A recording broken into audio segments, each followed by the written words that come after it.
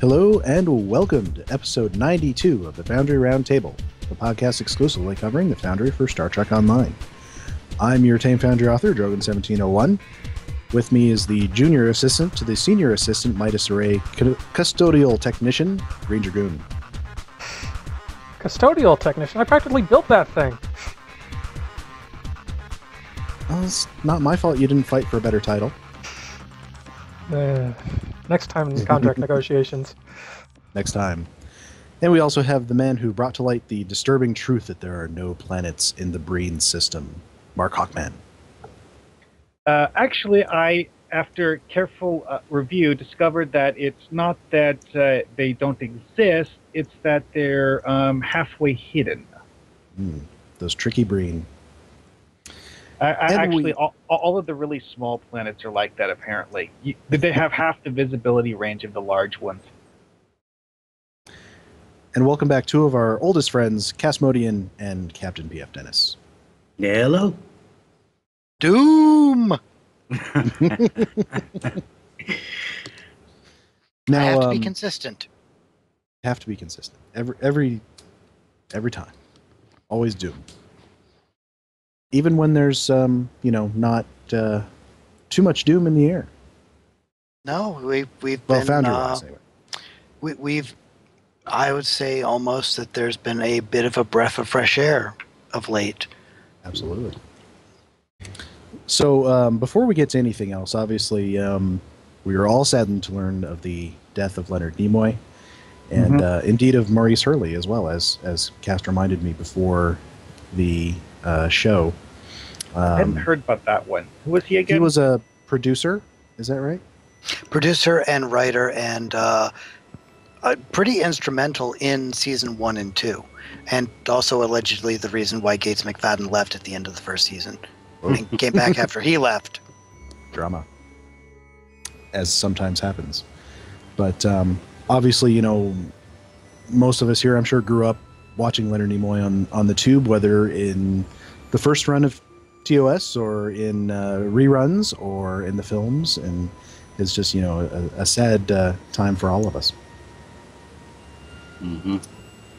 But the nice thing is that Stowe is they're going to be, I think with this patch actually tomorrow, is going to be introducing some kind of memorial for him. And one of the nice things about Stowe is that we do have that legacy of his work in the game. Oh yeah. The voiceovers were there from day one. So. But moving on, I actually had a dual purpose in bringing Paul and Castmodean on tonight. The second one I'll get to later, and the first one is you guys are starting a new show. So why don't you tell us a little bit about that? Well, we're calling it the Author's Outpost. We definitely wanted a podcast having to do mainly with just writing. And the G&T show focuses on the novels, but they don't get too much into Star Trek Online much anymore, or the Foundry. So we'd like to do that in particular. Because, story is out there, and story is... let's face it, we have pretty much debated since, the get-go, what is the meaning of the Foundry.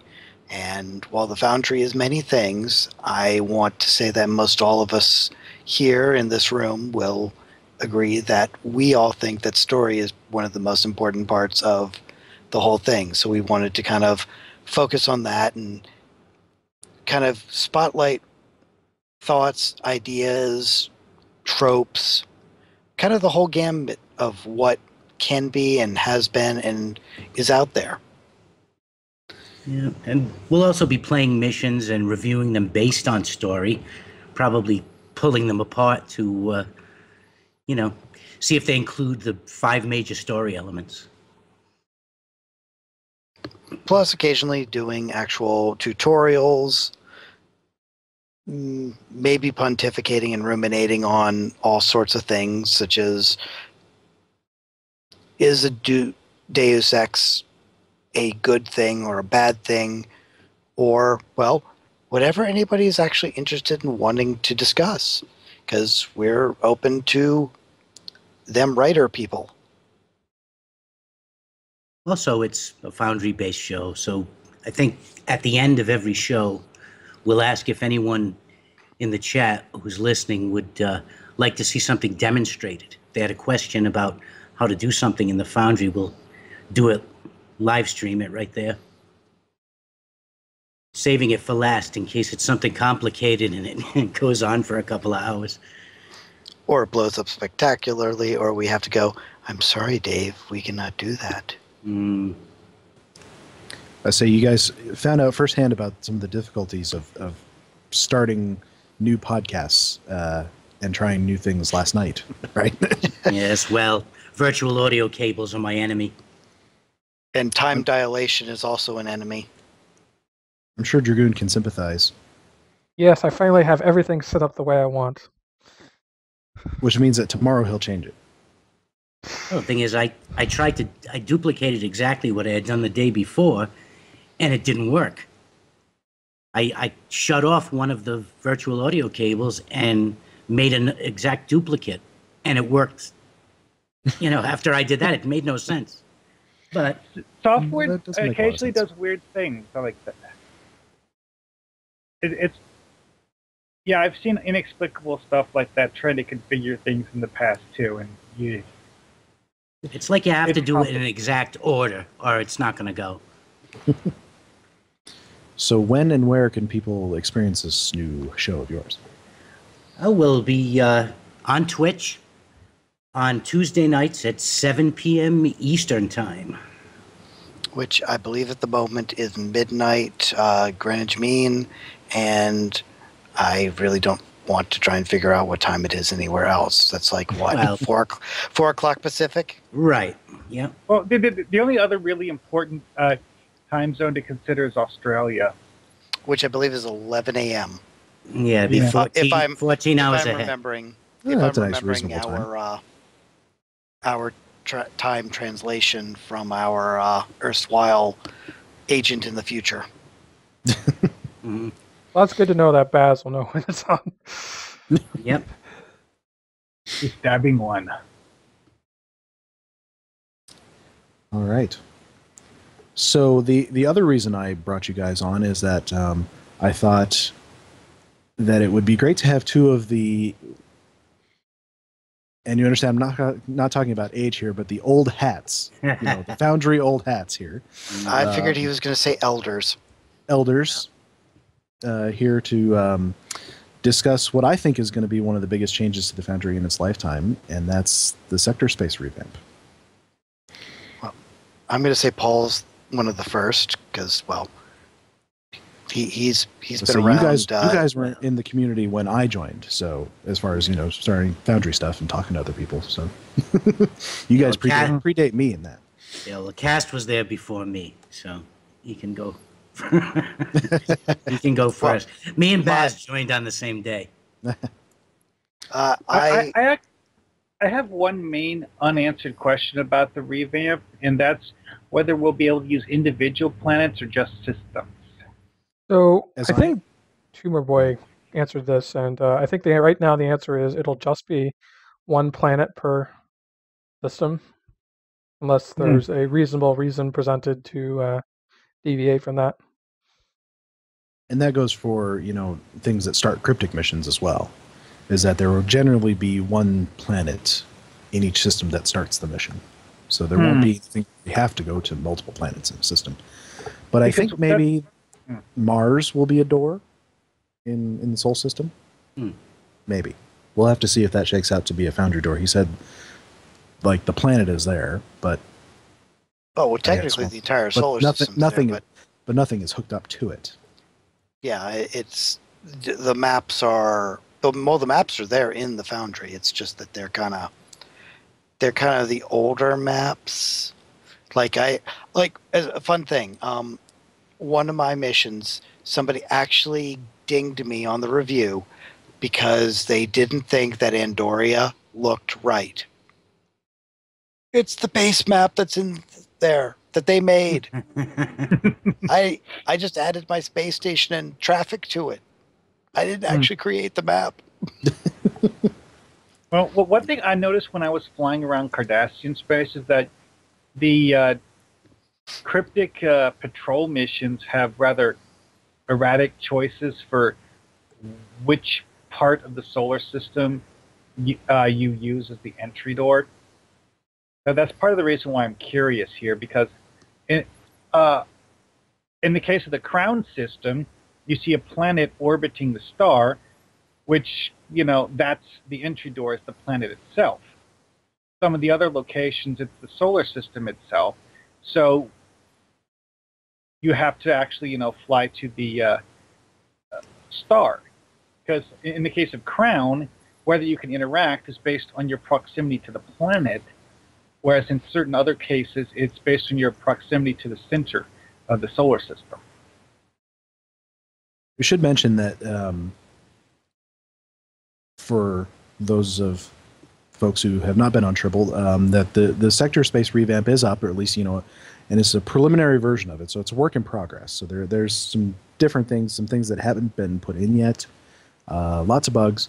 For one thing, I don't think they've hooked up the new map for the Delta Quadrant today. I was in there looking at it, and it's still got the division between the two sector blocks. So I think they must not have hooked that up yet. Well, I mean, we haven't even heard any hints of when Season 10 is coming, so I think it's safe to assume that they're getting this out early for testing. Which is good. Another thing I would I'm wondering. Sorry. Go ahead. I'm also wondering what else we're going to get with Season 10, but who knows? Yeah, and I figure that we probably won't see anything till probably, I'd say, spring at the earliest. I mean, we've already gotten through the anniversary. What's usually the next big focus that we have? It's usually a season release, isn't it? Yeah. You do First realize contact you do realize the first day of Yeah. spring is later this month. Oh, Oh. you wouldn't believe it to live here. Yeah, Right. That's Yeah. when In that's New when the England. snow starts falling where I am. It's I keep forgetting it's March now. And it is. Where I am, it's sleeting right now. It was nice and warm, despite being cloudy and rainy all day, and now it started sleeting. Yeah, I've drove through a snowstorm to get home from work today. Yeah, that's tonight. I Most, sweated to death because it was 83 degrees. It was half that. 41. It peaked out at 41 today. I'm not going to torture people by telling them what tropical state Castmodean lives in. I guess I Well, had it let's just worse. put it It this was way. I live like in the 20 shadow degrees. of the Eared Empire.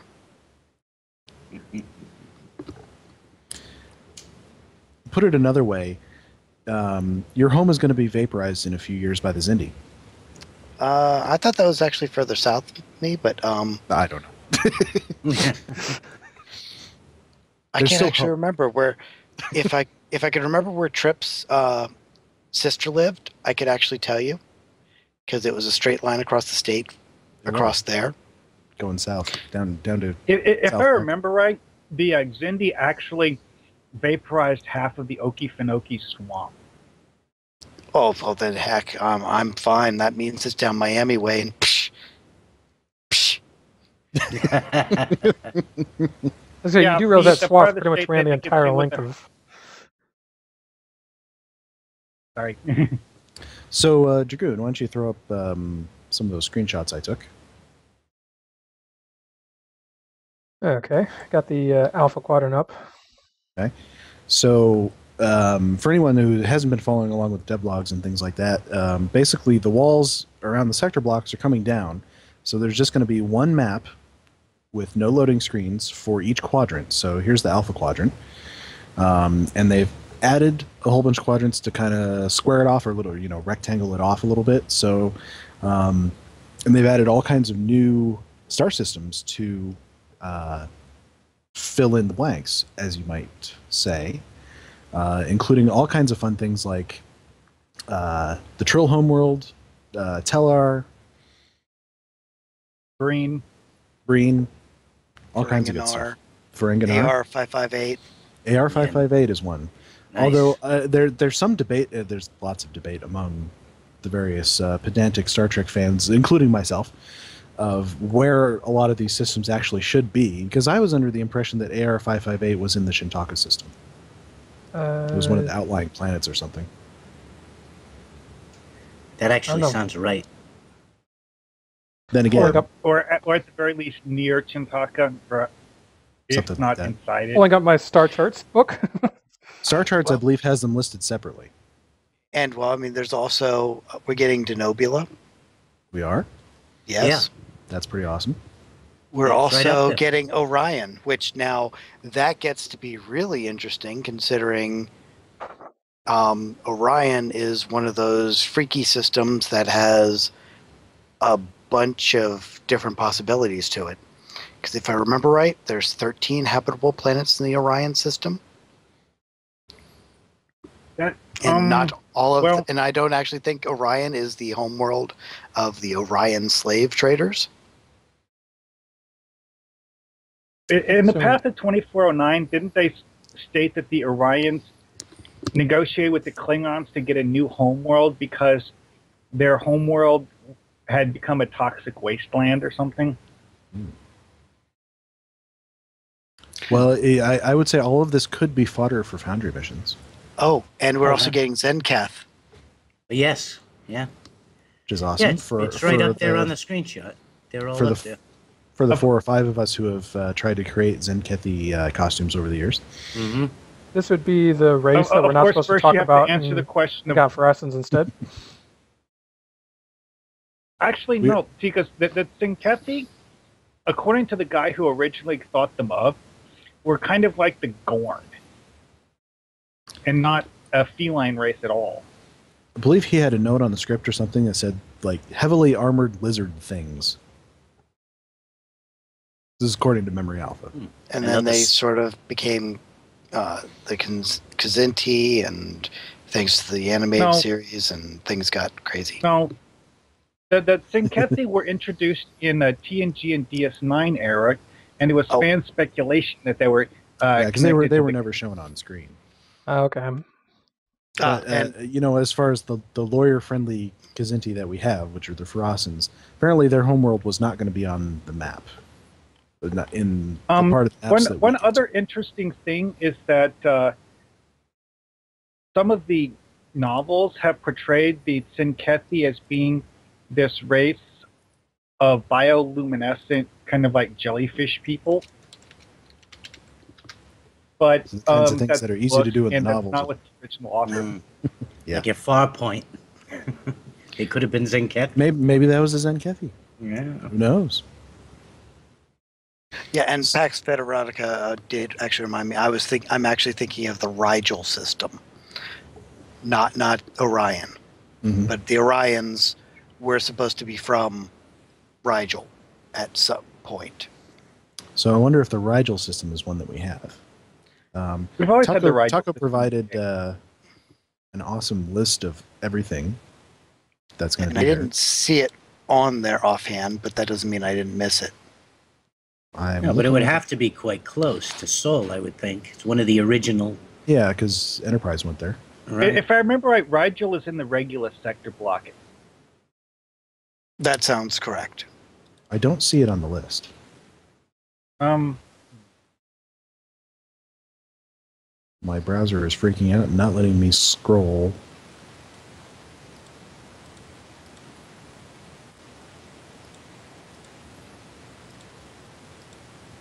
No, I don't believe Rigel is something that we have. We may have to petition for it. This might require cookies. Tarts. It's like a pie and a cookie.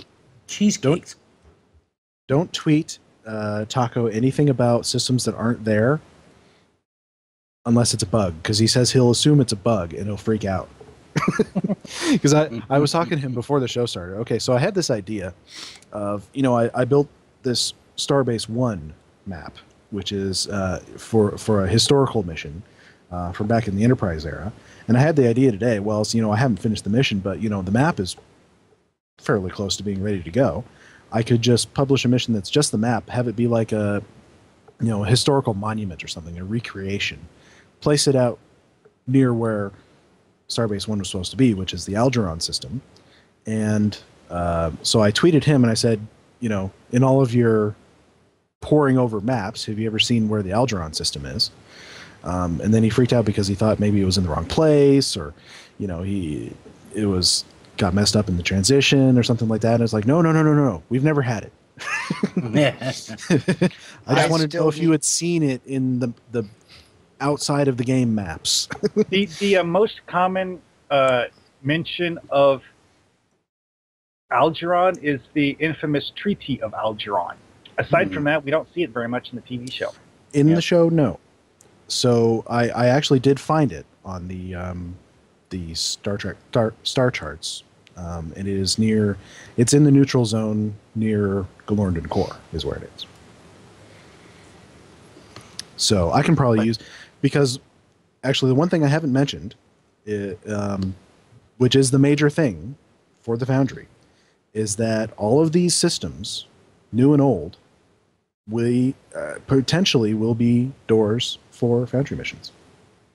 At least that is the idea. Taco said, let's see here. He said the intention is first to have all of the doors in the sector space usable, but they are only human and they might miss a few. Yeah, and by that, I'm assuming that he means for everyone and everything. So, yes. We can have Klingon players have Foundry missions in the Sol area. Even though we haven't ever had that before, it'll be nice. Yeah. Well, we hope. And actually, I guess that is a question. What's going to happen with diplomacy? Yeah, we don't know as far as, who, when you're playing in game, in your KDF player, will you be able to go all the way up to Sol, or will you have to get diplomatic immunity for a couple seconds, or what? That was always a benefit of being level 4 in diplomacy or marauding for your DOFs, is that you got diplomatic immunity or whatever the Klingon equivalent was, and could roam around space. My suggestion is that deep space or those deep space encounters will chase you down if you enter restricted space. Mm-hmm. Oh, memories of 5 years ago. Being chased across sector space by a little Klingon D7. Even in the new version, the map is still divided into squares, and you'll still see that little yellow text pop up saying you enter a certain sector whenever you switch from one square to another. It could just be that it'll simply tell you you're not allowed to enter a certain map square. And then do what about it? Well, you'll just fly into an invisible wall, I guess. Maybe. I have. That's not something I have tested out on Triple, but we should. Primar makes the point that after you play surface tension, you should have access to everything. Yeah, because that effectively ends the war and is the other way to get diplomatic immunity. Well, yeah, because you're in the future then. The game still starts in 2409. It's just been a very long year. Yeah. In 2410, it's probably going to be another very long year. And very crappy. I strongly suspect that they're just going to disregard the whole diplomatic immunity thing and just let you go everywhere from day one. Probably they will, but I guess it's then possible. The question becomes: do they replace that power with something spiffier, or? I really think that they're just going to mark off certain map squares and say you can't go here. Don't go near there. I don't know. It's not like diplomacy doesn't already have a ton of cool rewards for it, more so than any other it's true. EXP category. Genesis restricted. Well, we do know they have the ability to, and they've been talking about this a little bit with red alerts and things like that. We knew that they have the ability to trigger things based on what sector you're in. Well, one thing I noticed is that now when a Borg red alert pops, if it pops up anywhere in the Alpha Quadrant, you'll see the red alert button, and then when you click the button, it'll take you to wherever that Borg red alert is as a free transwarp action. Then Yeah, you kind of engage. like on New Romulus. In the adventure zone, where if there's a red alert somewhere on the map, you can click the thing and it'll beam you there.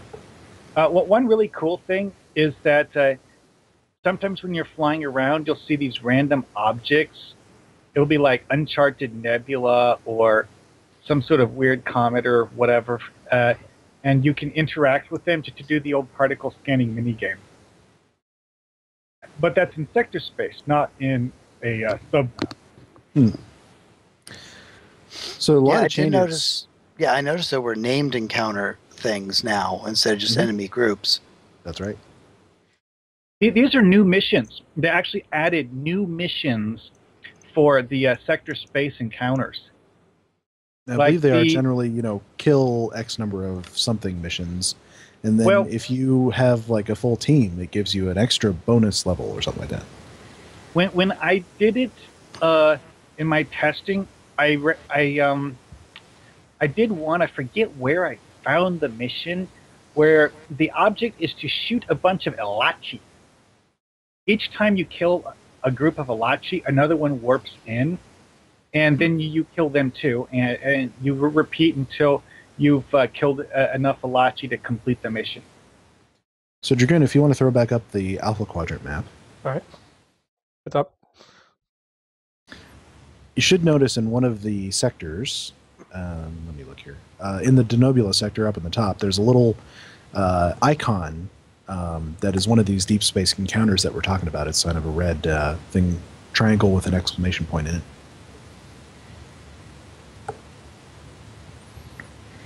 But you can also see things like the star clusters are still there. Defera is still there. I mean, everything we had is still there. A lot of it has been moved to the locations. Generally speaking, the locations that they are on the star charts, with a few additions of their own. You can see in these other screenshots that I took, kind of what the star systems look like when you pull up to them. You'll actually see the planets, and the planets themselves will now be the doors that you go And into. one of the cool things that they have done is when you get close within a certain distance of the star system, it's almost a warp effect where you warp into the system because the star suddenly just jumps in size. Yeah, it's definitely kind of cool. I mean, some of the effects are still kind of in transition, but it's really a cool effect. You definitely feel like a much smaller object inside of a star system. And stars that are supposed to be binary and trinary stars actually tend to be binary and trinary stars, like if you go to Vulcan. Yep. I think I saw one somewhere in the regular sector block that's actually a quaternary. Wow. But So- I didn't take a close look at it, so I might have actually been looking at two different star systems that were next to each other. Not sure. So there's going to be a lot of effects on the Foundry with this. I think obviously the big one is there's just going to be a ton of new doors, and a lot of our doors that we have been using are going to be moving. Shifted. So here's the question: do you guys think of all your missions? And I know this is going to be a big one for Dragoon. Are you going to be moving any of them to different doors? I don't know. I I mean, definitely will be.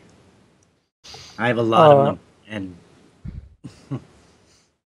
it's kind of tricky. Well, first off, I got the Midas missions, which are supposed to be somewhere around where the Midas array was in canon. Unfortunately, the in canon location is a little iffy, because it's got a reference to the Mutara Nebula, with the M standing for Mutara, but at the same time, it talks about getting weather reports from D Space Nine, and those two locations are nowhere near each other.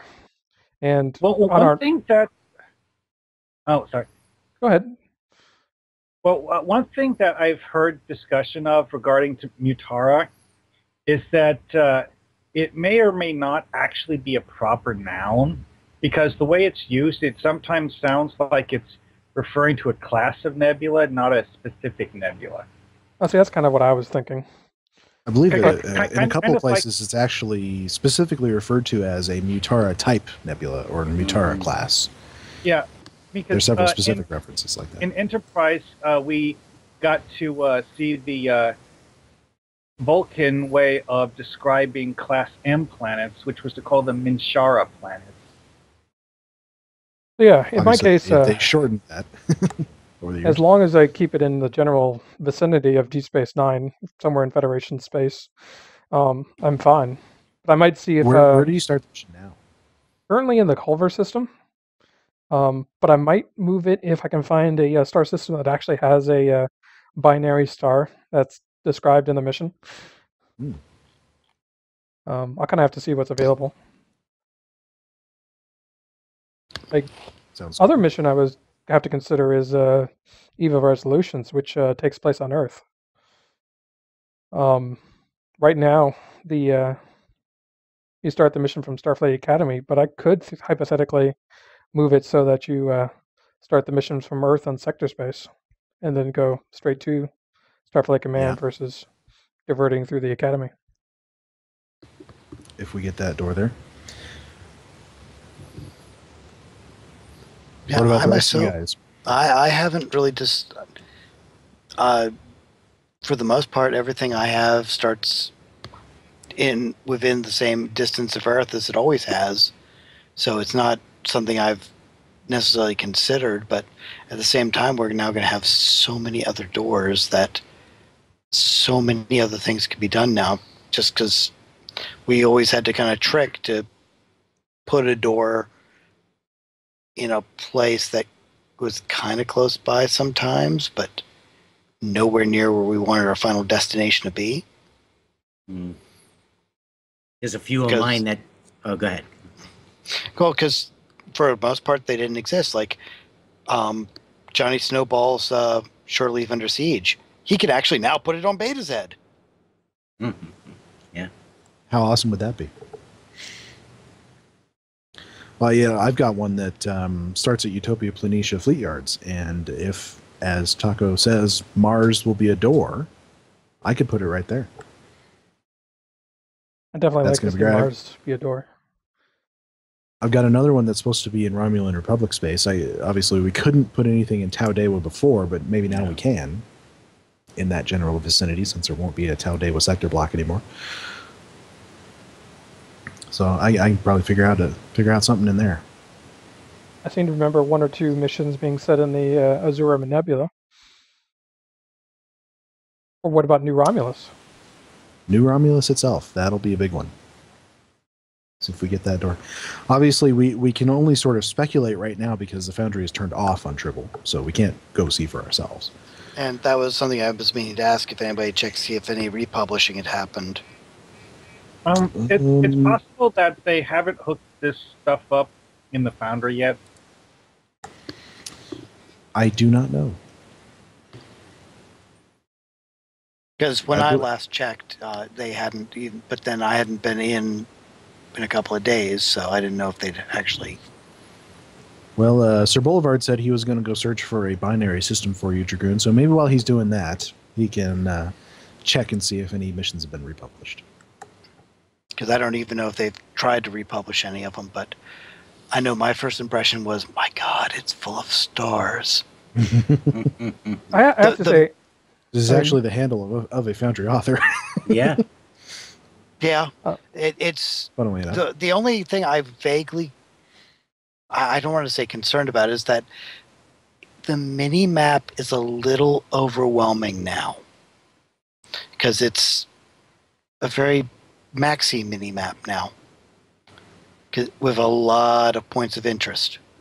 Well, You notice it actually changes as you zoom in and zoom out. Yes. Yeah. So I'm kind of curious, Cast, how much do you think of it is just the fact that it's an overwhelming amount of information? How much of it is the fact that we've been running around for 5 years in sector blocks? It might be training. Take some adjustment. It could be the same thing of people who complain that our missions are too nebulous because we don't have a waypoint that you can scan to for every single thing. I mean, it's true though. Whenever in doubt, we can always just search for the system in the list. Yeah, I think people are going to get a lot more use out of that list than they probably have been previously. And it will certainly, and actually, the addition of the Foundry Top 3 is a more important thing for this, because now you can roll up just any system trying to travel across this huge map and go, oh, something to play. Yeah, And that brings me to my other thing that I was going to say. Go ahead, Mark. Sorry. I really have to wonder what sort of missions that people will set for the Foundry Top 3 at places like Breen. That's a good question, and I'm really hoping that people start taking advantage of this, because there's going to be just a ton of systems out there with nothing at them yet. So, get out there and make things for these far-flung regions, people. Yeah, well, that was what I was going to say, is that a lot of my missions take place from what used to be the very outskirts, because I wanted them to be in deep, deep space. So I don't know how this is going to affect where those doors are now. They may all have to be moved. Well, something else we have in your case is we have now the exploration clusters, which are kind of meant to represent that deep space. Right. Oh, yeah, by the way, so some of the exploration clusters got moved a little bit farther than the other ones did. Oh, yeah, the Klingon ones got way displaced. Mm-hmm. Well, in Klingon space, they actually added the equivalent of 2 full sector blocks just to make Klingon space as big as it theoretically should be. As what we saw in the early game was basically like a, I guess you could say a corner of Klingon space, and not really the whole thing. Well, yeah, basically the edge of the old neutral zone, and up to I'll call it the heart of the Klingon Empire, and that was about it. Which, technically, most of the systems that the ships are named after, either, I don't know if the ships are named after the system or the systems are named after the ship classes, but most of them are far-flung way to the, quote, east of the Empire. Because Kronos is pretty close to the border, but after that, most of the rest of the stuff is way on the other side of the quadrant. Hey, Cass, don't you have a mission that starts at Terra Nova? Or that's about Terra Nova? I do not, but that would be a Kirkfat thing. Oh, yes. Kirkfats. Yeah. Hey, Kirkfat and his ziggurat can now totally exist on Terra Nova. Yeah, it's in the Deneb sector. Or it will be.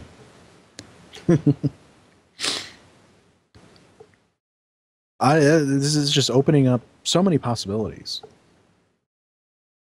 It's amazing. All these doors are yours, except for Europa. Except for Europa. Yeah, but we don't have that in the Foundry anyway, so, Attempt no building there. Well, let's see. One of the things that came up in discussion, because people were talking on Reddit, and a rather lengthy discussion about where Nimbus 3 should be, because the way the plot-wise the thing is supposed to be is a joint venture between the Feds, the Klingons, and the Romulans, but Star Charts puts it way up on the north end of the Romulan neutral zone, which actually makes more sense to the events of the film, as much as the events of that film make any sense at all. But it doesn't really make sense as a place that the Klingons visit. Yeah, it seems odd that they would put it up there, but in any case, person made the point on Reddit that the way people are going to go through their mission progression is going to change now, because that's going to, before you go to, it doesn't matter what faction you're doing, before you go to Nimbus, you're doing Temporal Ambassador. assuming you're doing everything in order. That's a long way. That's a long trip, all the way up there to Nimbus from Temporal Ambassador, which is down in the Azure Nebula. So maybe Temporal Ambassador should offer a transwarp coil as a reward. There you go. But it got me thinking. I think there's going to be a lot more people just traveling through sector space now, and as they're traveling through sector space, it's going to be longer trips, and they're going to go past more systems, and they're going to see the top 3 more often. Well, one thought that occurred to me is that I have certain characters that can manage the equivalent of about warp 60 when I'm really going as fast as I can. Because one trick I've discovered recently is that when you activate quantum slipstream, you can still hit the space jump from that one special warp core to move 2 light years forward while you're in the middle of quantum slipstream, and it doesn't turn off the quantum slipstream. You mean the Delta Rep one? No, the Solanae. No. Okay. Solanae. So prior to this map revamp, I've never had a reason why I would want to do that, because it's just kind of like overkill. Even if I'm just flying the length of Sirius, it's too short for this to really be practical when you have a 1-minute quantum slipstream. So toward that end, they did say that they're going to be redoing how the Tour of the Galaxy works. So I think that you have to visit specific points of interest to advance that quest. So obviously, the faster you can go, the better you're going to be able to do that one. If I remember right, their explanation for how Tour of the Galaxy is going to work is you need to fly to each solar system. And so it still works, but based on, and you get rewards based on completing sectors, but you have to fly to each solar system in a sector, then you get a reward for that sector, and then move on, I think. Or maybe it's just fly to certain specific planets, one in each sector, something like that, though. It's not as simple as passing an inch into that sector and then moving on to another sector. So we just got patch notes for tomorrow, and they talk a little bit about the memorial. And so we have created a memorial to Spock on Vulcan, so it's going to replace the central structure where the fountain is, with a stone statue of Spock and the inscription, "Live long and prosper." They've also added the same statue to New Romulus, with the inscription, "The needs of the many outweigh the needs of the few." And they have added a memorial plaque to ESD, Kronos, and New Romulus Command and Vulcan for those of the Star Trek family who have passed. Players will be able to interact with this memorial and read the names, dates, births, passing, and personal quote where possible.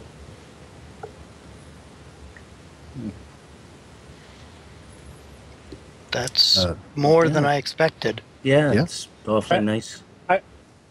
I wonder if they are going to do everybody, because it would be really cool if they had one for that. Oh, I forgot what the name of it was. Well, that was one of the things that some people were complaining about James Doohan and DeForest Kelley being completely left off of having no memorial. I was actually which I could understand, considering they both died, I think, before the game even started. But 99 and 2005, if I recall correctly. I was thinking of Andreas Katsoulis, although he was a relatively minor player in Star Trek. But much beloved by Babylon 5 fans. Well, he was awesome, and the characters he played in Star Trek were great. Yeah. There's unfortunately many people involved in Star Trek over the years who have passed away, so you can fill up memorial plaques easily.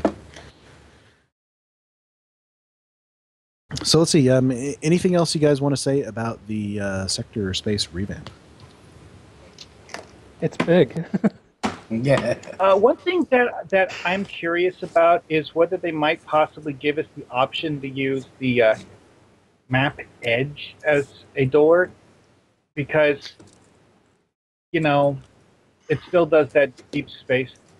Actually, you know what? I didn't double check to see if it does the deep space thing still. Oh, and it would I be think- also kind of cool if we could use like the random comet thing as a door, but I'm not sure if those could be hooked up as doors because they kind of flicker in and out of existence. Yeah, if it's random, it would make a very one thing good code Taco door. said is that the reason that the planets, when you pull up to them, they don't rotate around their stars, is because they didn't want to have moving doors.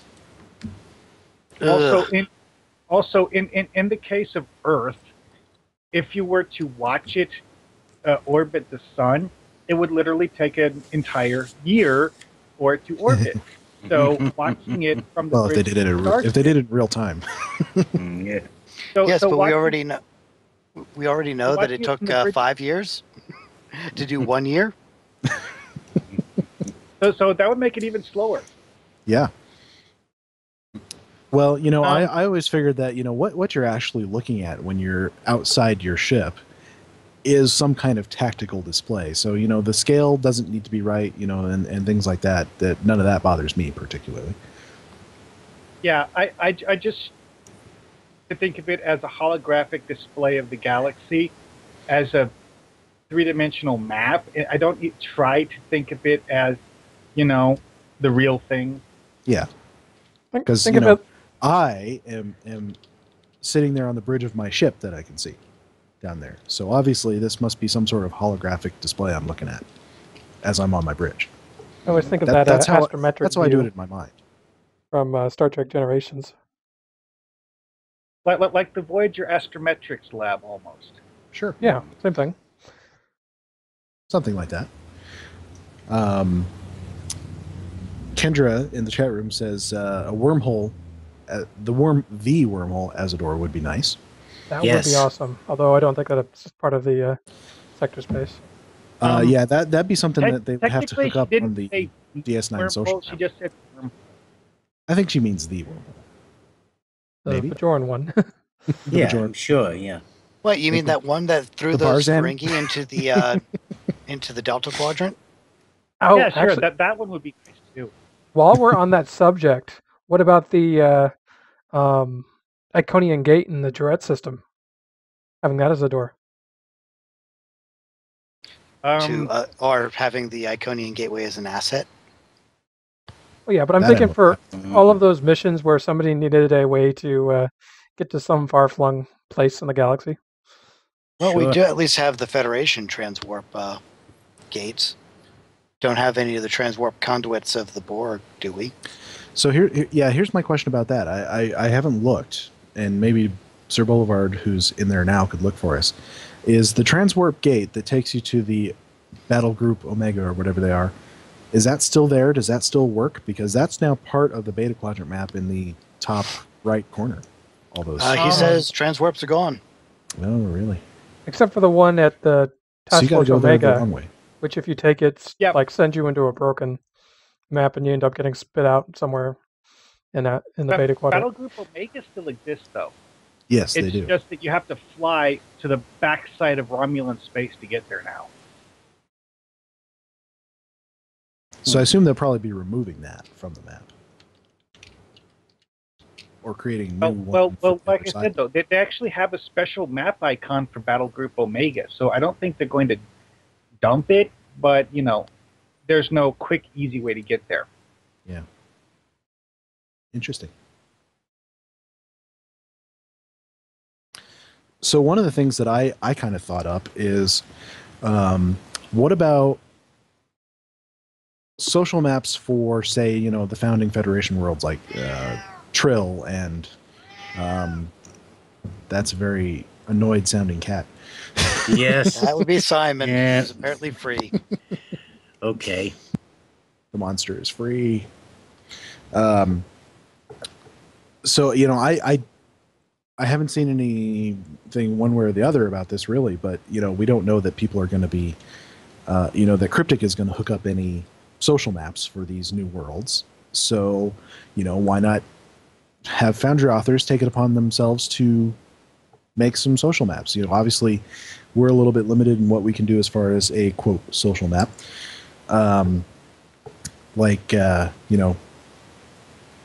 Our population is set at 5, and you have to be in a team to be social in a social map in the Foundry. And we can't put in things like bank access and things like that, but we can still make interesting maps for these systems. So I've kind of started a little bit dabbling and trying to create a Trill, the Trill homeworld, based on one screenshot from one episode of Deep Space Nine where they went there. And so the idea is, if I can build this and have a few things to interact with, and just some places to explore, put it up, publish it, and get you guys to come and play it and give it good rating, get it qualified for the top 3, so it's always there. You pull up to it, you can see, oh hey, I can just beam down to the Trill homeworld and hang out. And we can all now have a home on our home world. Build Yeah. our own lodgings. There you go. Mm-hmm. And you can visit interesting historical monuments. Like you could build a monument on AR 558. Go actually figure out what the heck the rings of Beta Z are. Or the Sacred Chalice of Reeks.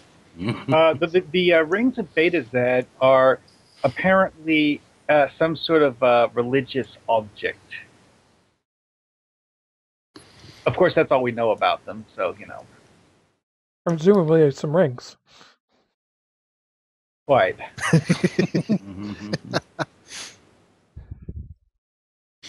So yeah, I mean that's a possibility, and I don't know if I'm not happy with how the map is going at the moment, but we'll see if I can actually get that done and accomplished.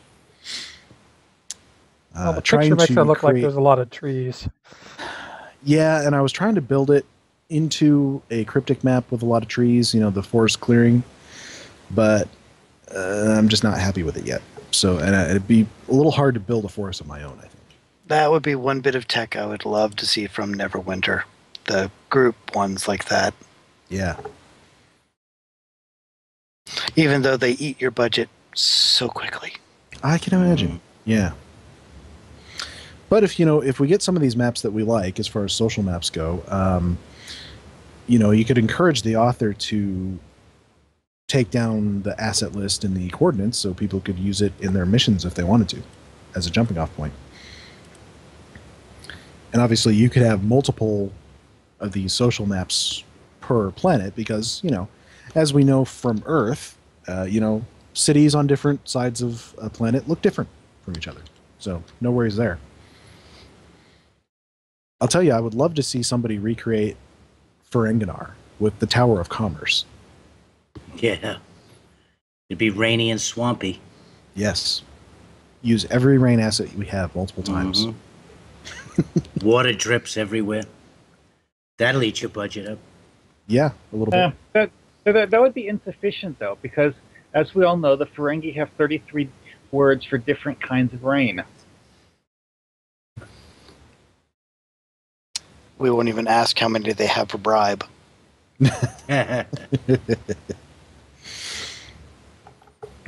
All right.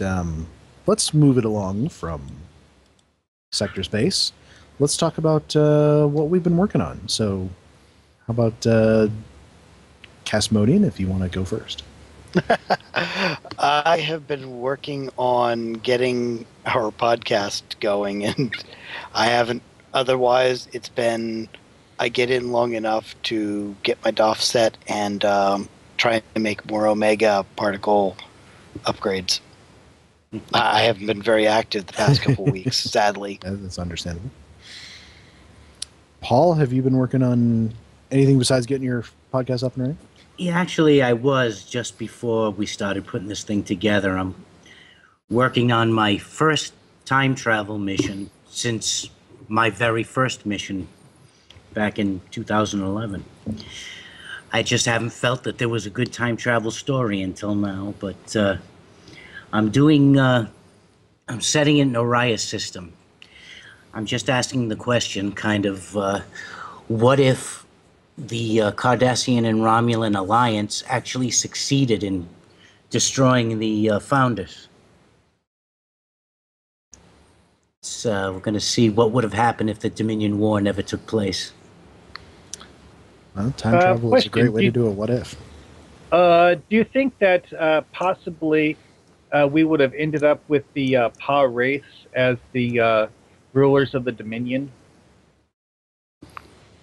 I mean, because if they completely collapsed the wormhole, then yes, we wouldn't have access to Gamma Quadrant. But if all they did was destabilize it enough to kill the Prophets, then the Pa race would be able to leave Bajor and take control of the wormhole. Well, that's not exactly what I'm talking about. I'm talking about the Romulan and Cardassian alliance that... In season 4? No, that would have been 3. 3, yeah. Was it? Okay. Where they went to destroy the Founder homeworld, and they were stopped because Colonel Lovak was a changeling. In my mission, Colonel Lovak is never replaced by a changeling. And so the Founders never find out that there's an attack coming. And they're destroyed. The wormhole still exists. Wait, but didn't that story in the TV show hinge on the fact that Colonel Lovak was the only person who knew where the Omarian Nebula was? Because he was a changeling? No, because... I believe they got the location from... The Federation knew when they exchanged their information because of the cloaking device. The deal they had with borrowing the cloaking device. Because didn't they go there they had to turn search? over all their logs. Yes, they did. It was the end of the first season, wasn't it? Third season. Second, I think it was the second season. Beginning of the third season, yeah. Yeah. The search. Right. But that so, also means that'd Dukat wouldn't necessarily want to become one with the Pa wraiths and... Well, no, I'm just saying the Prophets... If you go back even further than that, it means Dukat probably wouldn't have had the chance to redeem himself after everybody found out about his illegitimate daughter. Yay, Zaval's still alive! Or Ziyal's still alive. Yeah, is Ziyal still alive? The Klingons... Well, that's an interesting question. Would the Klingons still have found some kind of pretense to attack somebody? No, well... Tamar would still be a jerk. Don't they always do that? It's not how I'm going to approach it, but... There are so many different ways to approach this. Right, yeah. That's true. And you have to deal with renegade temporal investigation officers trying to kill you. Because something's not right. Not to mention the whiny Elorians. Only some Elorians. And Vorgons. All right. Also, Paul, you since the last time you were on this show, I believe you published a mission. Is that right? Yes. I have Chasing Chalaski out. That was the sequel to Kirkfat's Dance of the Dead. He had been on my back about making a sequel for a long time, so I gave it to him because he hasn't been around since. But hopefully, I hope he gets a chance to play it. Yeah. Well, summer break should hopefully come up for him soon. That's true. A few months away. All right, Mark, what have you been working on?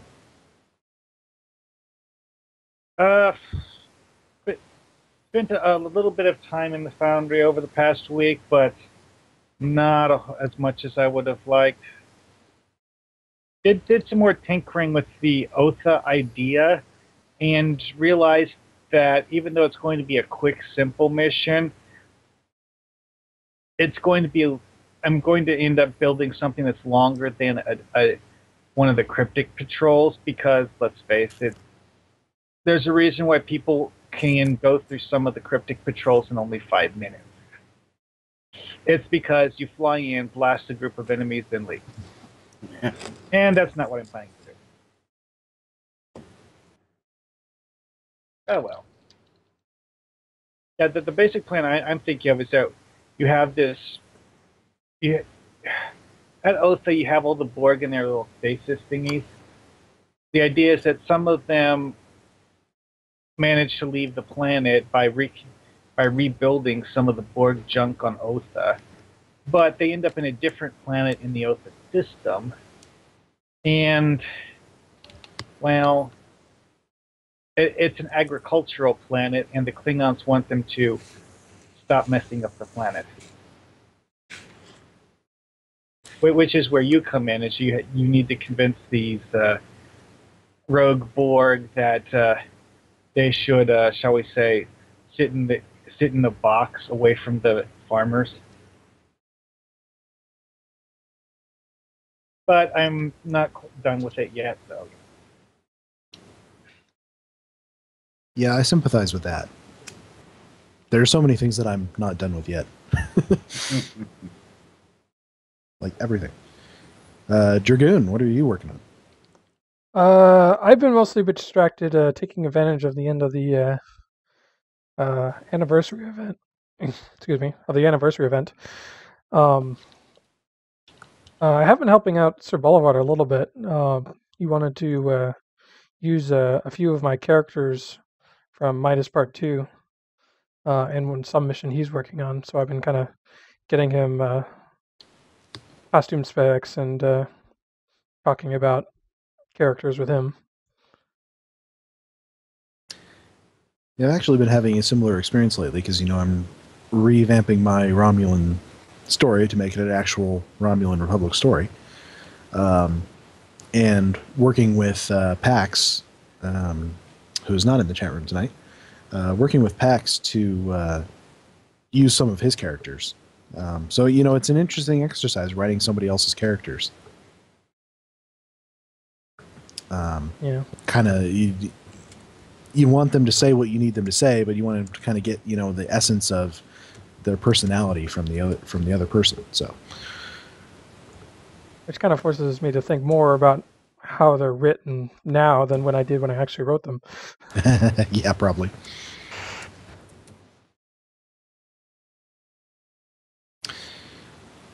So that's pretty much what I've been working on. I was talking earlier about the Trill Homeworld map, which I may have to start from scratch on. All right. Well, I don't believe any of us have any Foundry reviews tonight, so let's just move on to discussion topics. Anybody have one before I launch into one of mine? Well, I guess I can kind of cheat and use a topic I asked Paul yesterday on our own little shakedown. But what makes a story worthwhile to you?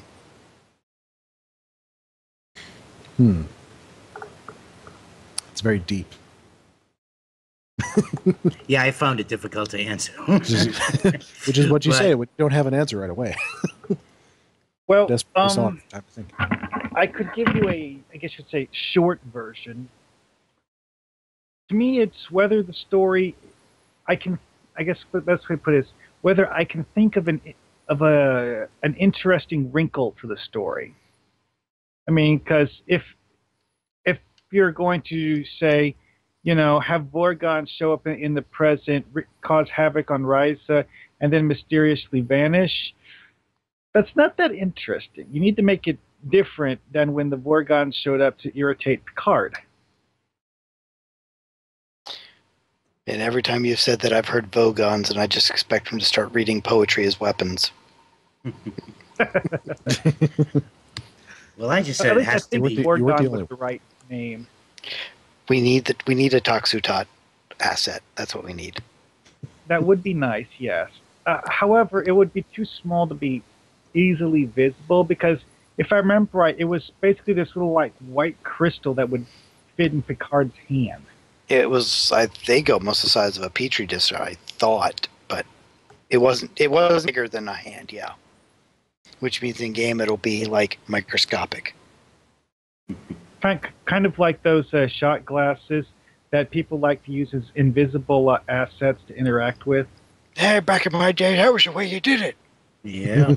There you go. Just cluster a glass bunch of shot glasses together, and you got yourself a Toxu dot. I used the Klingon blood wine cup. And, because there were no invisible objects. What were you going to do? Yeah. You just So I sunk think it for in the me- ground? Right. I think for me, what makes a story worthwhile is if it makes me think. If I start sort of interpreting things and thinking about deeper meanings when I'm playing, that makes it worthwhile to me. Right. You just have to be invested in it. It's going to keep your attention the whole way through. And if I like the characters, I always have to like the characters. The Foundry has its fair share of tropes that's kind of fallen into. So I tend to like to see missions that kind of deviate from those or do something interesting and different. So here's a question. Can you think of an example from Foundry missions that you know of that you thought you might think fit into this of a worthwhile story?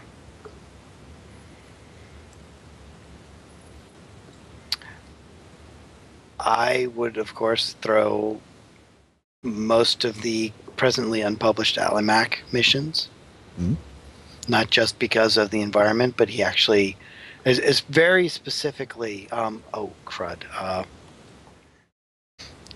The one that ties in with Enterprise, his first one.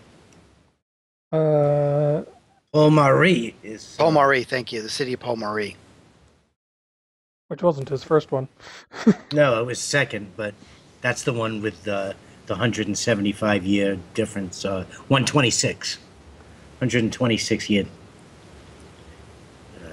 appearance of the Paul Marie. And I guess Archer was present the last time that they had appeared. Yeah, it's definitely kind of cool that it's based on a rather obscure piece of real-world history. Well, I think it was coincidental. If you were to ask him, he'd tell you that he came up with the number, and then it was freakish how it just happened to to Align with coincide. events. Yeah. But sometimes that's how good stories work. Yeah. Mhm.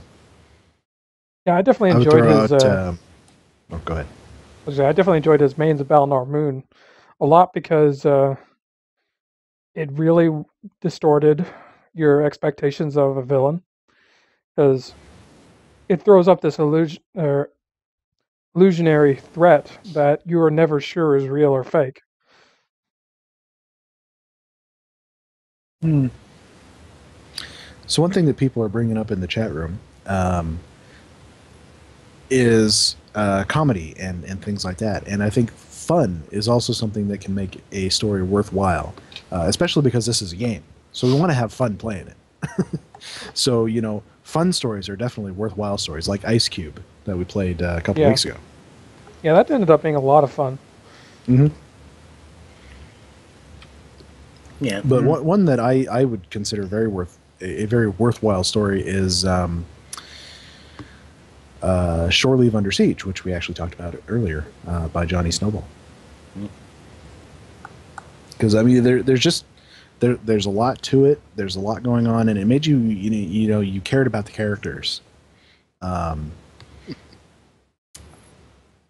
enough to remember their names, apparently, but you cared about the characters.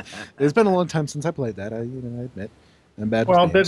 there are several different, I guess you would say, levels of caring about people. I guess this would be one of the relatively low ones. There are certainly several different ways to care about the characters. Yes. I cared about them for several hours at least after I was done playing the mission. Let's put it that way. I often enjoyed playing Rogue Enterprise missions because he tends to kind of push things, push the envelope. And I was going to mention First Cause and Effect or Oh crud! War of Q. That doesn't sound No, right. no, that's a terrible mission. I'm sure because he posted a review today on Twitter.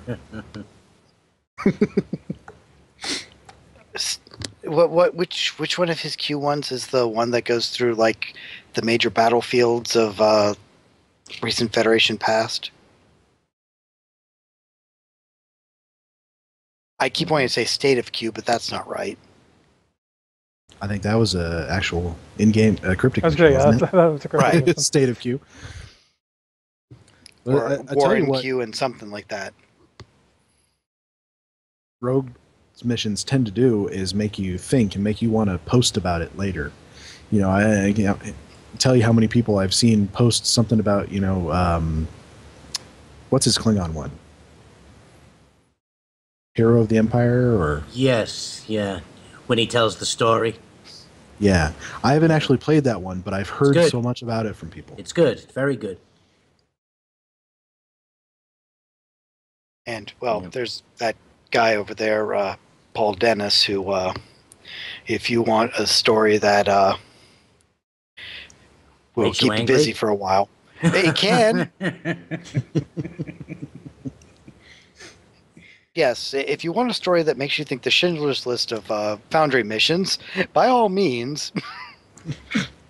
Hey, they're all about an hour. I can't help it. They just end up that way. Well, no, I was more referring to subject matter, but Oh, well. I can't... because, yeah, you do have a tendency to pull at the heartstrings of people.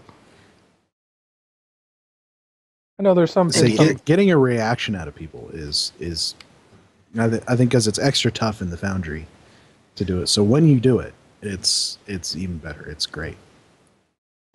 Whether it's an angry reaction or like Rogue gets for his Orders series, he gets many angry reactions for that one, but it's still a reaction.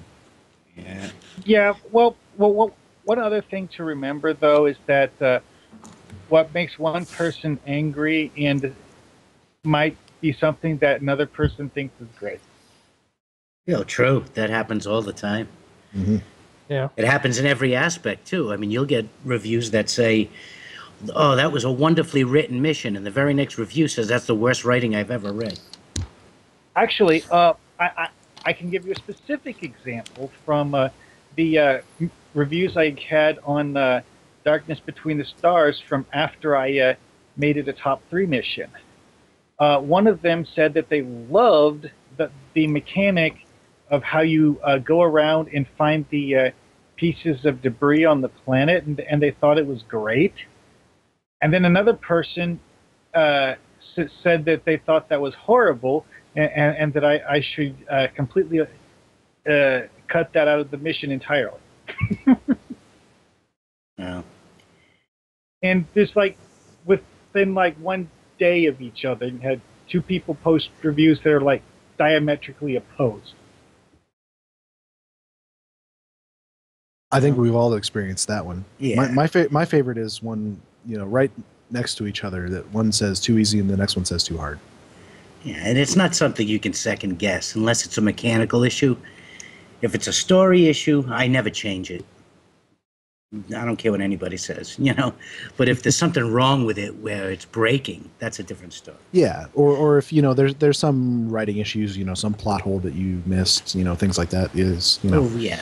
that's when that feedback can be very helpful. I certainly try to consider. I certainly try to consider negative feedback, but at some point, yeah, I mean, especially if you start seeing conflicting feedback, then you're probably funnily right. enough is some of the stuff I was talking about with Rogue and his Orders series and some of the reviews that he's posted, some of it I almost don't consider negative feedback, because it's one of those things where it's the angry reaction is because they cared. If they didn't care about what was going on in the mission, they weren't affected by what was going on in the mission, they wouldn't have bothered to write anything at all. Right. But he still got that reaction. And some of them are going to be positive, some are going to be not so positive, but I don't consider those bad reviews. Yeah, it's really, really erratic because, But he It's like made them saying, feel one something. man's trash is another man's treasure. And the same thing goes for story writing. What one person likes, one person will hate. Absolutely.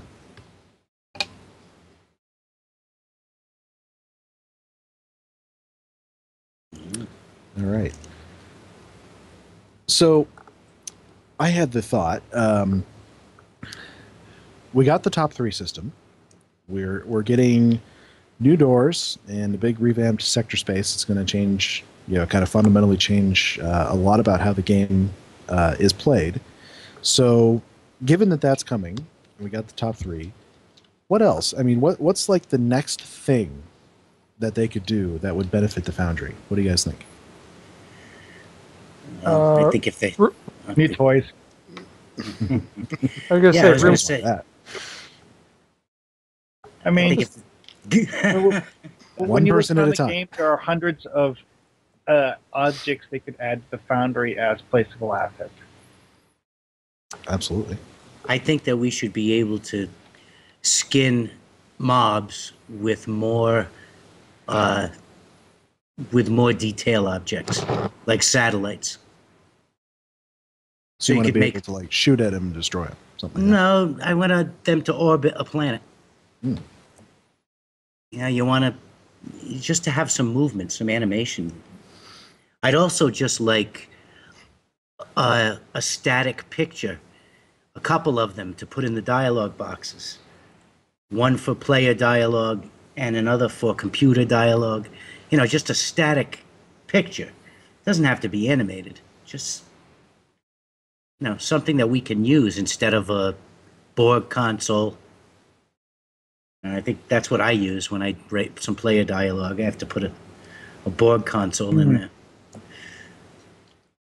But how about getting the Foundry out of beta? That'd be nice. Yeah, I get that one. I realize that literally involves only just taking a label off of the front, the title picture in the editor. Oh, well, what's so hard about that? well, one thing that got brought up in a discussion that I had with someone over the past week, I don't think it was on the forum. It was probably in some chat channel or other. But it was a discussion about being able to customize terrain in outdoor maps, something that currently we cannot do in any meaningful fashion. We do now have the ability to add water volumes to maps, so you can fill in areas to make ponds, but that's the only addition we can make to terrain, other than putting stone arches and things like that. We don't have the ability to add like hills and mountains to the map. Which, they might be able to do that if they were to make several placeable assets that were grass-covered objects that were rounded, I guess. Yeah, but I don't know if it would ever be. It's one of those, it'd be nice, but good luck with that. Yeah, it'd be extremely complicated to build. Yeah, because I think it may have been a Reddit thing you were thinking about, because I think the person was actually asking if we could remove stuff from maps that were already built, which that's one thing I wish that there were, like the clearing maps and stuff. There were maps that we had that were just the base terrain, and we could add our own stuff to them, or if there was some way to somehow remove, because like there's several of the beach ones that would be great for some of the stuff that I want, except they have these god awful ugly rocks on them, or something that disrupts the thought. Well, that was the idea, was that you start with a flat plane, and then you add things to it to build it up to make it something that's not just a flat plane anymore, and you don't really start with a set of. Yeah, I've seen things like that. I'm kind of thinking back to the like SimCity 2000. Obviously that that's taken back a while. It's pretty primitive, but you could start if you wanted to with a flat plane, and you build up hills and things like that if you wanted them. Build rivers if you wanted them. Things like that, and you ended up with whatever map you wanted. I actually played this old game called Sim Life, where one of the things you could do is you could edit the terrain, and put a mountain here, put a river over there, etc., etc. Well, Obviously, it's a different level of map building entirely than we do in the Foundry, but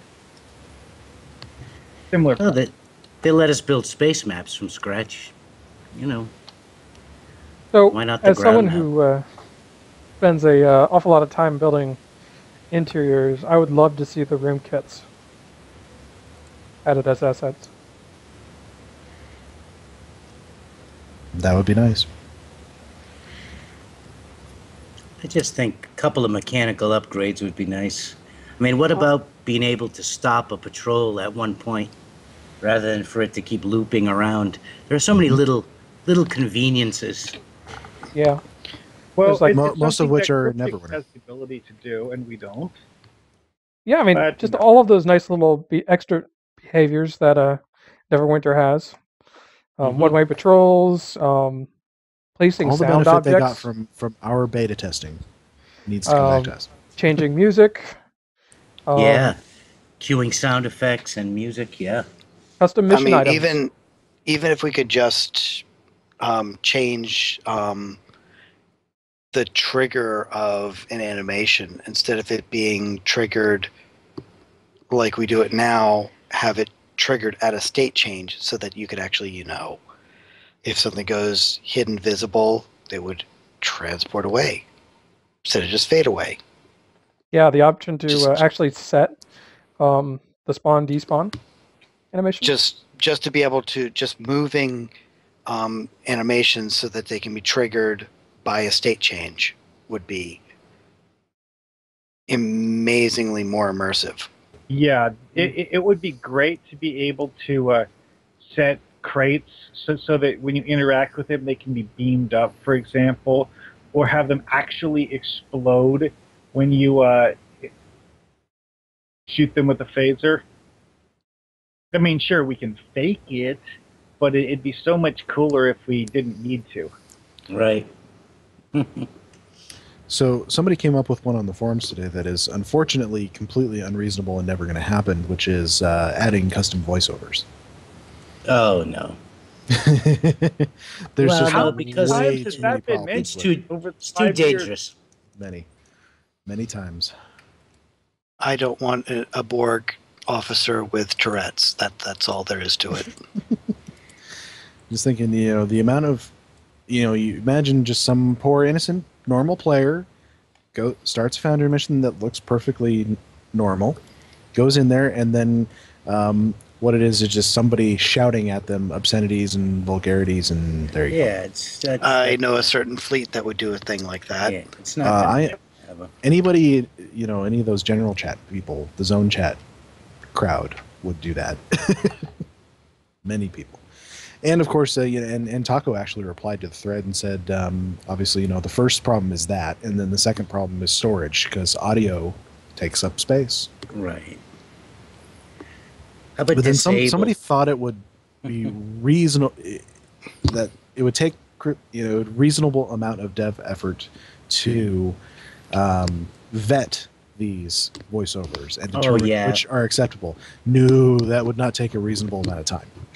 No. 89,000 missions with... Anybody want to guesstimate how many lines of text? No. No, that's but I would have to say that you would need a full-time staff of interns listening every time someone uploaded a voice clip to determine whether it's worth keeping or not. Yeah. Well, personally, I don't want them to even go to the time and effort to even consider it. And then you have cultural differences and accents and other languages. Words that mean something in one language that don't mean the same thing in another. It would be great if they could do, I'll say, a canned computer voice where it does text-to-speech. That way you don't have to actually increase the storage, but you still run into the same... Yeah, people if you get around the language filter. Yeah. Kirkland here. But I mean, we never had voice in the Foundry anyway. So whether it's custom or not, we never had it. So we didn't use voice in the game at all. it's not something Alticus that got the closest to it when he actually created audio files that he had on a Yeah. website right. that you could download and play along to the cues. Yep. Yeah, and I know some people have played or created playlists for missions, as far as music goes. Right. But you can't. The EULA says you're not supposed to link any outside. No, you're websites. not supposed to put any website in your dialogue. Yeah, so you got to tell people about it some other way. Right. So I know. The other question is there anything, any player-facing things you guys think that should be next on the list for Cryptic to consider? Well, actually, I mean, I think there's a couple of things, especially that would complement the new top 3 system is something like a follow author or campaign support. Yeah, we were supposed to get that a long time ago. Well, Well, then hopefully we'll exploits get it. happened, and Yeah. Plans are fluid. Yeah. Well, I remember Gecko telling us about that on prime time in that last interview, saying that was coming shortly. A dozen or so features were coming with Season 9, or around Season 9. That was the quote. Some of which That are would- preempted by exploit fixes. Yeah, unfortunately, we've passed the statute of limitations on that quote, so I don't, I wouldn't throw it in his face or anything, because, No. changes happen, change of directions happen, changes in leadership happen during that time. Right. Twice. But I mean, they had been talking about follow author for a long time. Mm-hmm. Follow author would be a great one to pop up right after you finish a mission, especially with the top 3 thing, where you may not see who the author is unless you go look for it. Well, that's why I thought would be a really good complementary feature. And then getting campaign support would be really nice because a lot of times we have part 2 showing up. It'd be awesome if it could detect whether said person has played part 1. Yeah. Well, toward that end. Even so, something like having a prompt where the game will automatically ask the player if they want to start part 2. I mean, because that's part of the way campaign support works in Neverwinter is that you play part 1, and then an NPC asks you if you want to play part 2.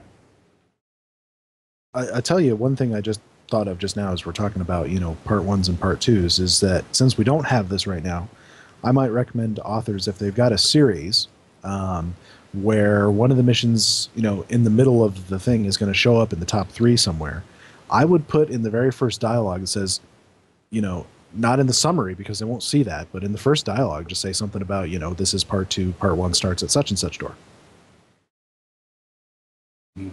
So it gives people the option of, I can go there and play this, since I don't want to start at part 2.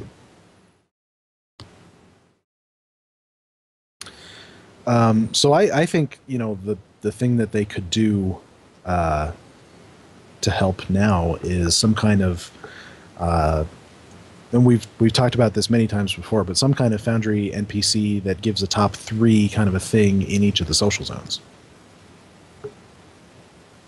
Yeah, since that'd be cool. Since I don't think each individual object in the social zone needs to be hooked up for that, Right. Well, that's similar to the way it works in Neverwinter, where you have the notice board, where you walk up to this thing, which is a lot like interacting with a bank terminal, to be honest, or the exchange terminal, I guess would be a better analogy. You walk up to it, click a few buttons, and it gives you a mission.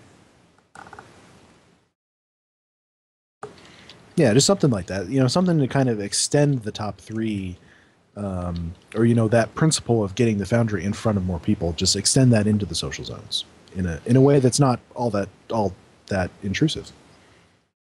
just some sort of coordinator on each of the social zones that is the equivalent of the Harpers that exist in each of the zones in Neverwinter. Exactly.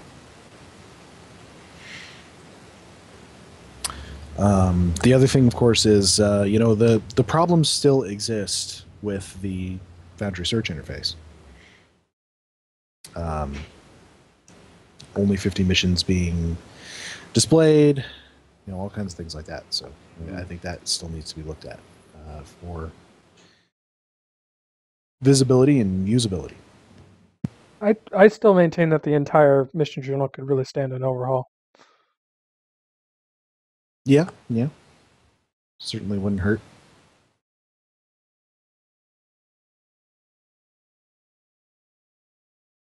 So, all right, let's see. Any other topics you guys want to talk about tonight? I mean, we've covered a lot here.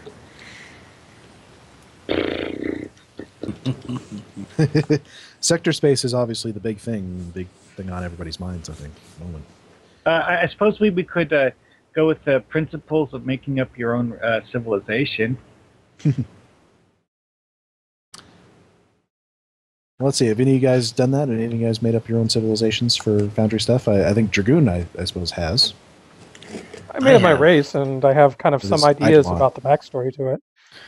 I kind of dabble with it by tinkering with backstories for characters that are from alternate universes. They're known races in the main universe, but tinkering with the way they're different than the other universe. I think you kind of have to treat it like a character, and create the backstory, at least in your mind. You don't necessarily have to talk about all of it in the story. Just keep what's relevant. But have a backstory in your head at least. I think there's some things to avoid. One of which is the they call it the Planet of Hats trope, where each your race has their particular thing, and that's all they are. Like Klingons are a warrior race, and that's all they are. That's a bad example because they've fleshed them out a bunch. But in TOS, where you have that planet where literally everyone acts like a 1930s gangster. We won't talk about the distinct lack of Sigma Iota on any map anywhere. And in fairness, in that episode, they were literally wearing hats. Yes. This is true. Literally hats. Maybe that's where they got the trope namer from. So yeah, I mean, go deeper. Make your characters that are from this race that you're creating, make them different from each other. Give them more than just one thing. It's a combination of the way that they have people from Planet X act like Y in Star Trek and a lot of other TV shows too, got mixed with the whole white hat, black hat thing from the old westerns. Because you remember how in the old westerns you knew who the bad guys were because they wore black cowboy hats and the hero didn't. I think that's where the hats part of Planet of Hats came from. Oh yeah. The picture on TV tropes is from a piece of the action. It's Kirk and Spock in their pinstripe suits with hats, and the caption says "Going Native" on the Planet of Hats.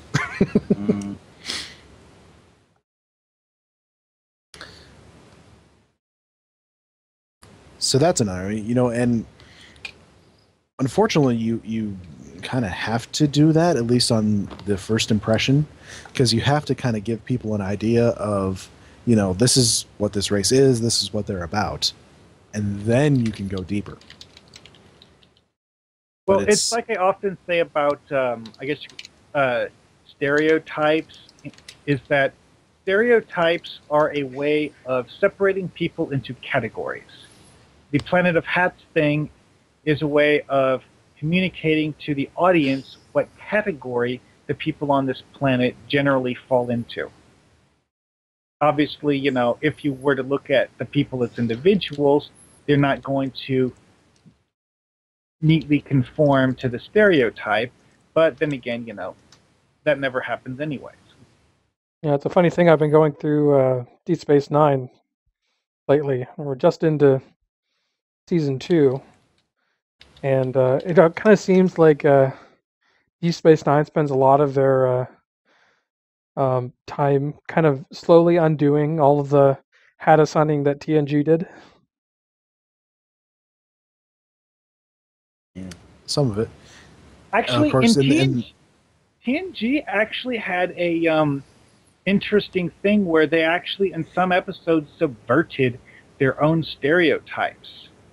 Like, they had episodes with Klingon scientists, for example, one of whom acted like, the whole honorable warrior thing.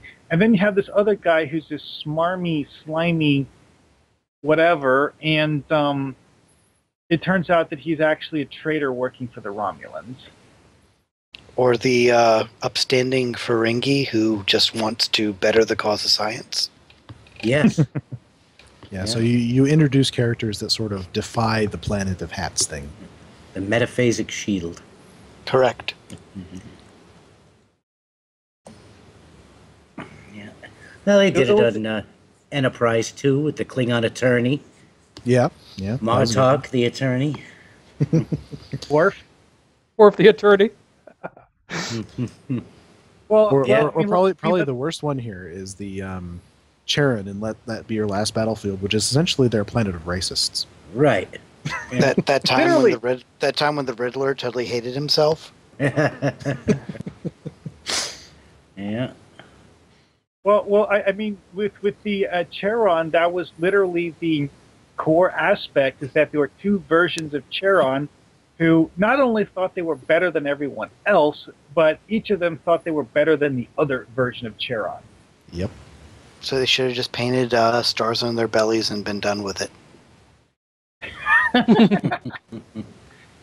So, which provides us with opportunities to take some of the canon races and sort of defy the Planet of Hats thing. Take the Malon, for example, which we have access to in the Foundry. Obviously, the only thing we've ever seen the Malon do is pollute things. So maybe you could have a eco warrior Greenpeace eco warrior. Malon? Yeah, exactly. Well, I mean, it is suggested in canon and in Star Trek Online that such Malon do exist because, that data that Janeway transmitted in a burst towards the Malon homeworld, we know in Star Trek Online that some Malon actually used the technology that Janeway gave them. But we haven't heard that story told, and we have an opportunity to do that.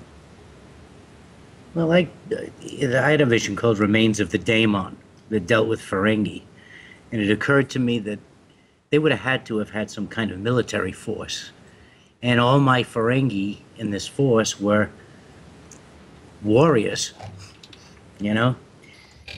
from the House of Quark. Very principled officers. Well, they didn't have any, there wasn't any of the normal greed and profit involved. We did actually see some of that in TNG and DS9 because there were Ferengi in TNG that, being warriors was their occupation. Granted, they did it for money, not for honor, but, it was what they did. You remember in the Magnificent Ferengi, there's the one Ferengi mercenary who doesn't care about money. They all think he's nuts. The assassin. Well, okay, there's that one. I was thinking about the guys from The Last Outpost where, they're the crew of the ship. Fighting is pretty much their job on the ship. Yeah, except I think they're more pirating. That's a funny example because it's like... But they're Ferengi. Why else would they be on a starship? That's one where the showrunners completely changed hats for the whole race after their introduction. Yeah, that was back when the first appearance of Rom, sort of? It was Quark. Okay, I wasn't sure if that was Armin Shimmerman in that one or... It was Shimmerman, as one of the early ones, didn't he? It's just that he wasn't Rom. He was he was on... That was on Enterprise. Yeah, they showed up in a number of different roles, and sometimes as a number of different Ferengi, just not as themselves. Yeah. Yeah. Now I think about it, the guy who played Brunt played a different Ferengi too. Oh, Jeffrey Combs, yeah. Oh yeah, he's played more than just a different Ferengi. He's a horse of another color. Well, I was just talking about roles as members of that species. Sure, yeah. Oh, sure. He's kind played of like two. how the guy who played Dukat played an extremely different Cardassian in TNG. And an extremely different Romulan in TNG. I believe somebody, one of the producers, even made like an offhand comment somewhere that was Ducat's cousin. Well, it's the mustache. We don't know enough about Masset in canon to say one way or the other. So maybe. Yeah, this was outside the show. There's some comment somebody made. Well, it's just Star Trek fans trying to do what Star Trek fans have done since 1966. Justify the Overcome continuity the mistakes inconsistency, which is what I'm sure Taco has been having, and all the rest of them at Cryptic have been having fun with over the past however long they've been working on the sector space thing. Yeah, because there's like 10 different versions of what the area around Sol should look like, and let's not even get started on the rest of the galaxy. Mm-hmm. Is it 90 meters or 120? And where is Cestus? Nobody knows. That's a long ways away. Actually, here's a better one for you. Which direction from Sol is the Suliban homeworld? That away. Yeah, second star to the right, straight on until you run into a helix.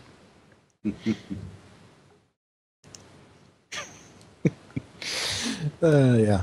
Well, thankfully, we don't have to worry about that. We just got to play with the systems that he's going to give us. Actually, the Suliban helix that we see in Tau Dewa, that's just their version of Deep Space Nine. That's not their homeworld. No, there's no planet there at all, isn't it? Yeah, the Suliban actually have a homeworld somewhere. It's just not there. Yeah, whenever we catch up to Future Guy, we can ask him. Mm-hmm. Yeah.